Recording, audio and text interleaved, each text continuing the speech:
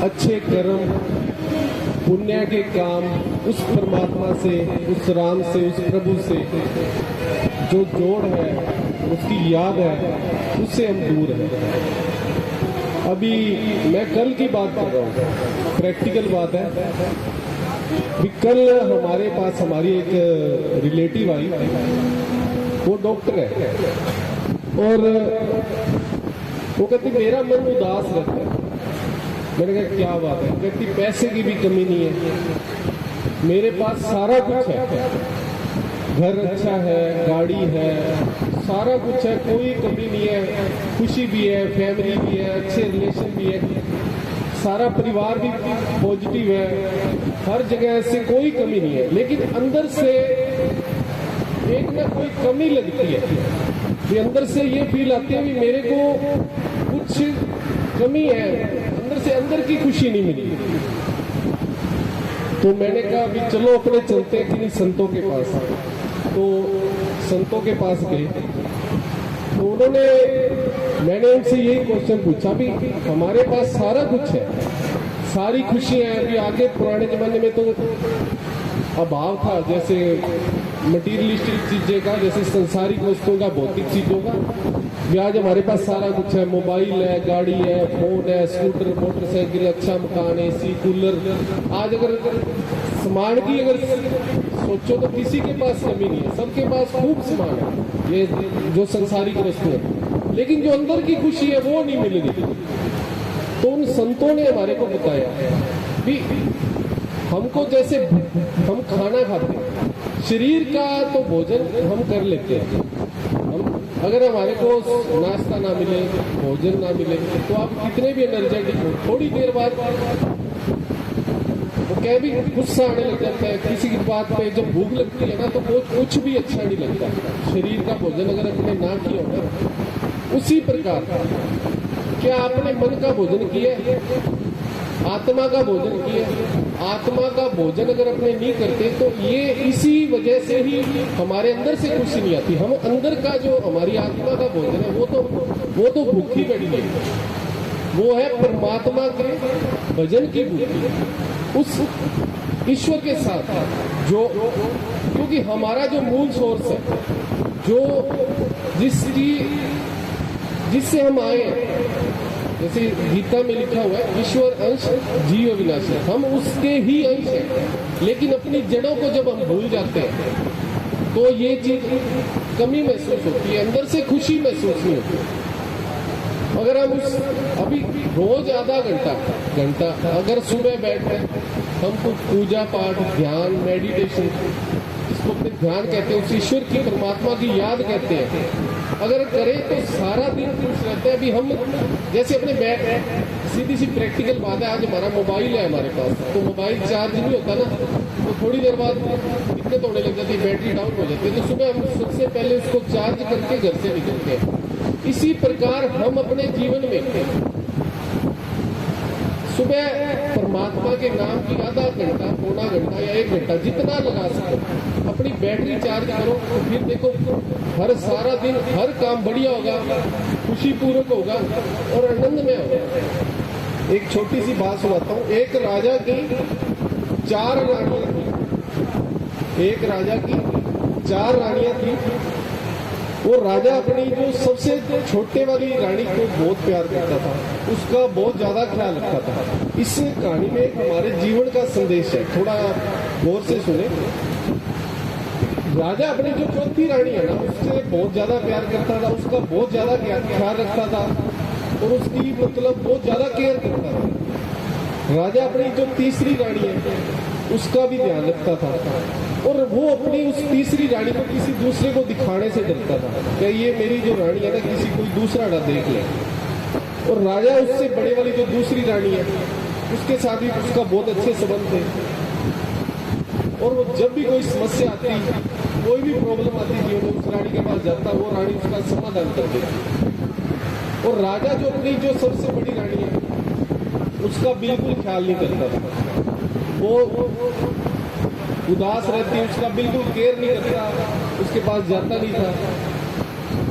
तो एक दिन क्या हुआ भी राजा बीमार हो गया, राजा बीमार हो गया तो जो वैद्य थे उस समय, वैद्य डॉक्टर जो भी थे, उन्होंने कहा भी अभी तेरा जीवन कुछ दिन का ही शेष है, अब तेरे को जाना पड़ेगा। तो राजा कहता मैं जाऊंगा तो फिर मैं एक रानी को साथ लेके जाना चाहता हूँ।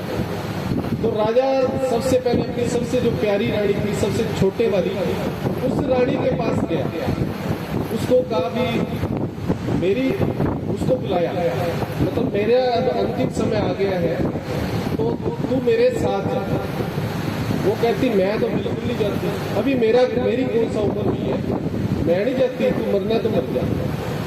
अब राजा ने वो बड़ा हैरान हुआ भी इतना मैंने इसको प्यार किया पर ये मेरे साथ नहीं गई, जवाब दे दिया इससे। फिर उसने अपनी जो तीसरे वाली रानी को बुलाया, वो रानी कहती थी मैं भी नहीं जाती तेरे साथ, तेरे मरते मैं तो दूसरी शादी करूंगा, मेरी कोई उम्र नहीं हुई।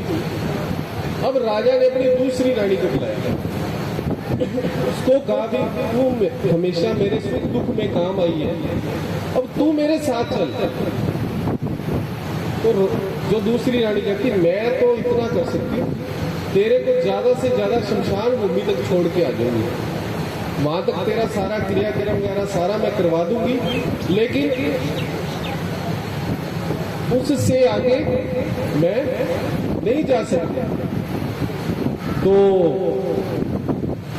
अब राजा पहली रानी के पास गया, जिसका उसने बिल्कुल उसको बुलाया।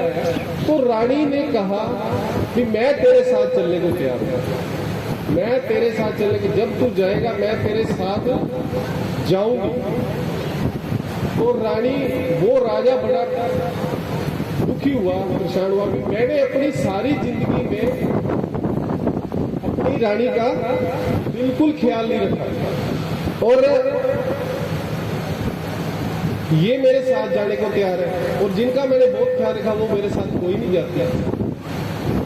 तो इस जो कहानी में, इस जो कहानी के अंदर राजा कौन है? राजा हम हैं।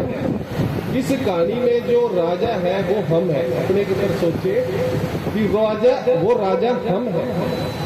जो चौथी रानी है वो है हमारा शरीर। एक मिनट रुक जाओ, हेलो। चौथी रानी है हमारा शरीर। शरीर का हम बहुत ख्याल रखते हैं, इसकी बहुत केयर करते हैं, लेकिन जैसे ही शरीर जान छूटती है इससे, ये हमको छोड़ के चला जाता है। और जो तीसरी रानी है वो है हमारा धन दौलत, बंगला, गाड़ी, रुतबा, जो भी है। जैसे ही हम इस दुनिया को छोड़ते हैं ये किसी दूसरे का हो जाता है, चाहे मकान हो, दुकान हो, चाहे जमीनें हो, सारा कुछ हो। जैसे हम छोड़ेंगे, चाहे अपने बेटों का हो, चाहे किसी का हो, किसी दूसरे का हो जाता है, हमारा नहीं रहता। और जो दूसरी रानी है वो है हमारे रिश्तेदार, पति पत्नी, बच्चे, रिश्तेदार।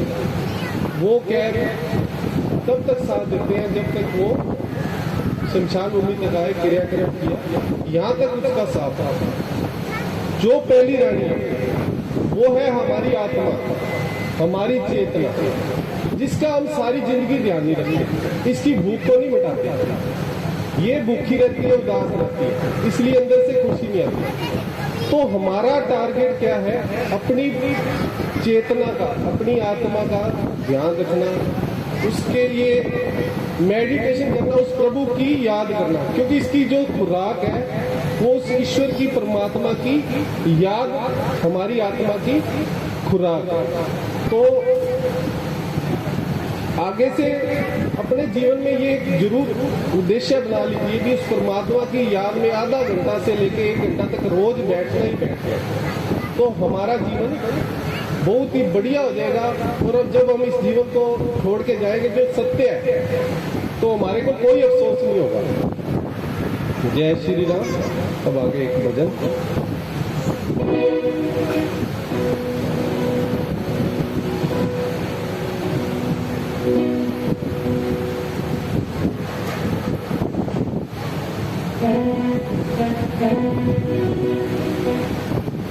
मत कर काया को अभिमान